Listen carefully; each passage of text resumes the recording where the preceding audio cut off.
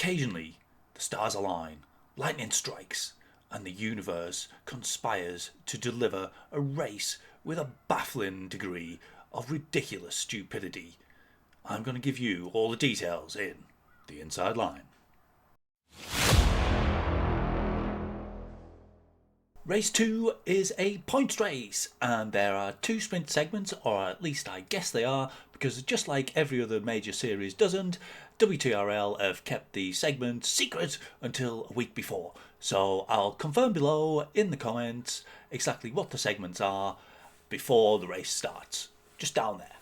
The course is turf and surf. It's 24.5 kilometres long, with 198 metres of elevation, which mainly come in the form of 2 climbs, the Shisha climb and the Pain Cave climb. This recon is sponsored by levelvelo.cc, who are providers of awesome cycling clothing. I've got my kit for them this year.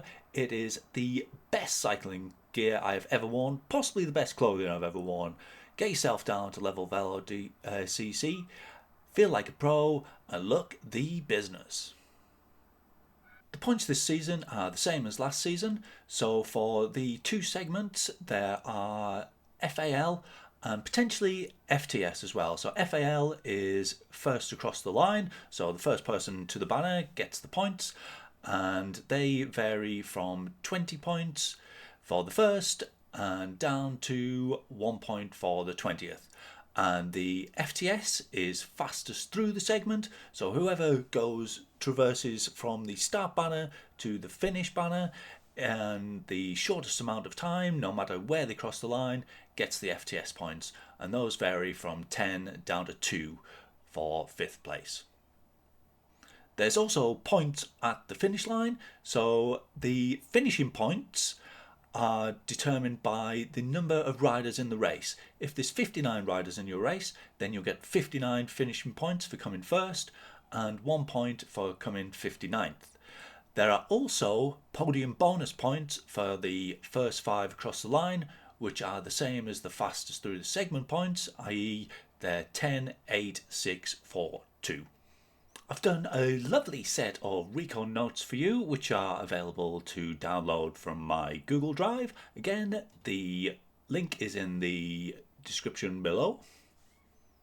You'll get 2 aero power-ups during this race. One at the end of the alley sprint, so no one will have a power-up for the first sprint, and then one at the top of the Shisha climb, stroke end of the Shisha Sprint, at about 16.5k. So save that one if you can for the finish, which is flat and fast. But if you need to use your arrows at any stage to catch back onto a group, if you're desperate, by all means use them. I don't think it's going to be crucial for anything other than the finish. My bike choice is full aero. I know some of you will be tempted with these climbs to go with something like a Tron, but for most cases, except maybe, I don't know, if you're in D category and you're light and you know the weight difference will make a difference, in most situations the climbs will be so fast that you're better off, even for the climbs, to be on a full aero setup. Be brave, go full aero. We're going to look at the footage from a race of Robin Zayund, who did this a little while ago. It wasn't a points race, but it's an excellent race anyway, and you'll get the idea. Look at him there, wearing his national flag as a bandana, and why the hell not? And off we go. And one of the main reasons why this is a ridiculous race is because there's a sprint right at the start, only 600 metres in. And lots of people get dropped and have no fun at all and have to pedal around all on their own or in a tiny little group, trying to pretend that they really care about whether they get 1 point or 2. But this is the most ridiculous thing in Zwift. Did you miss it? Of course you did, because it's ridiculously small. It's the stupidest thing in Zwift. Why is the start to the sprint segment just this tiny little line on the road with a little light by it? Why isn't there a banner 60 foot high? But if you want to win FTS points, and I dare say this will be an FTS segment, I am guessing, is you want to be dropped off the back of that group, catch back up to them as soon as the segment starts, and then welly it all the way through. It's a longish segment at about 4.8 kilometres, but you do get to rest at the pink octopus there. So take a little rest as you see the pink octopus. But yeah, that is just the stupidest thing in Zwift. Why aren't the start banners enormous? Why doesn't the message pop up to say that there's a segment starting right now? It's so infuriating. Anyway, then there's lots of flat. Some of it's on gravel, and that's not very exciting. And then there's a stepped descent. Can't even get up to super tuck speed most of the time, so that's quite boring. But most of the time you'll be able to rest. There might be people, adventurous people, wishing to make a breakaway at this stage, but I wouldn't have thought there's a high degree of success unless they're super strong. So yeah, probably sit in. And even the climb, there's quite a lot of draft available on the climb, and as I say, it'll be taken quite fast, so there is an advantage of being in the group even for the climb. And here we go. We missed the start to that segment, but oh no, it's not a segment. The segment's at the top. And then yeah, this is quite pitchy, this climb. So it pitches up and then flattens off, and people catch back on. If you're going to attack it, you maybe want to attack it as a team. Take little goes at having digs, and then sitting back in. Here's the start to the Shisha Sprint segment. So that's at 16.3 kilometers ish.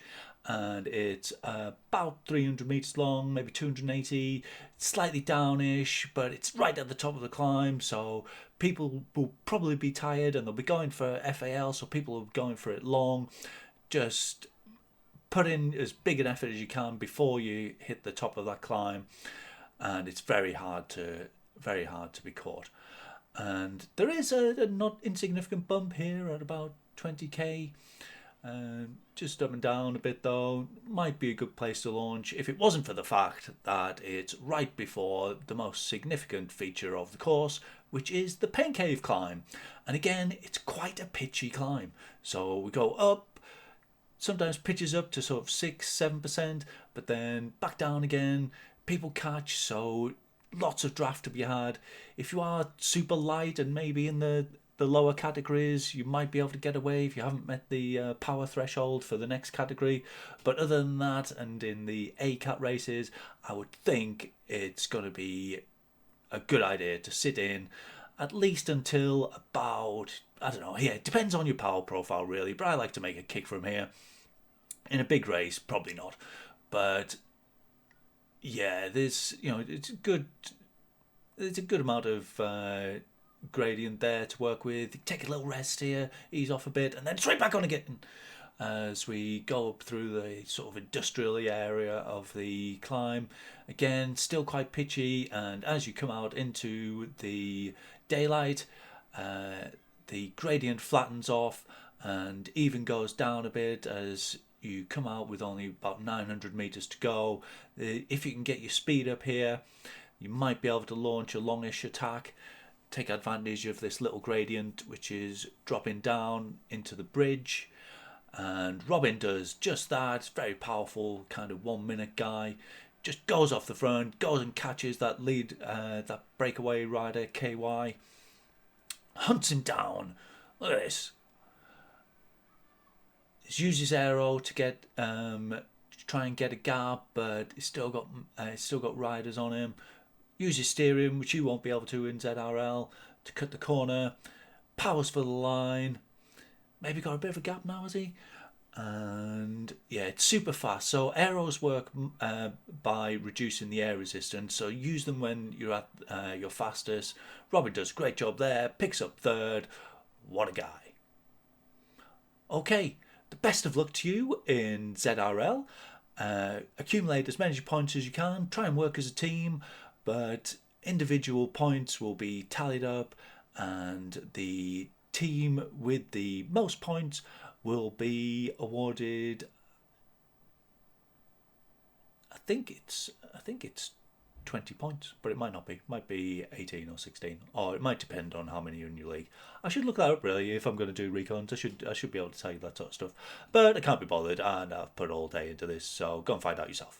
if you're that interested. Not that it makes much difference. The leading team will get the most points, and then the one behind will get one less. Don't know. Stop caring. Okay, ridiculous race. Enjoy. Bye.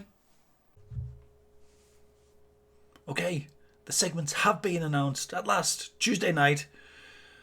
I've only been working on this for 3 days. Okay, so the point segments are both the alley sprint right at the start and the Shisha Sprint at the top of the hill are both FAL and FTS. This has a couple of implications. First, the first sprint could be crazy. People could go straight from the gun, but it's a 1.5-minute sprint and it really would take a tremendous effort to go all the way. If people let you go, then it might just work, but trying to lead a following parkour that way is very tough effort. I would say either way, probably you're best staying in the wheels, staying about 10th and getting plenty of draft until the segment starts. And even then, because it's 500 meters to go, there's probably going to be a fair old amount of draft.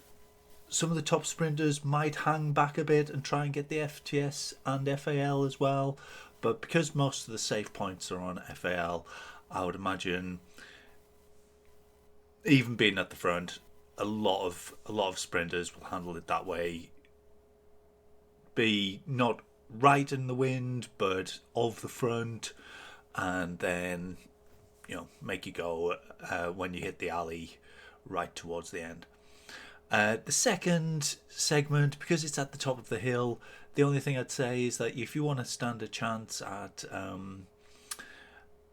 FTS, then really do get your speed up before the sprint starts. Use your aero as you come down over the lip with about 250 meters to go. It's only a 280 meter section, so using it about at the segment start point wouldn't be a terrible idea. Okay, that's my little addendum. Thanks for eventually supplying the info. Really appreciated. Bye.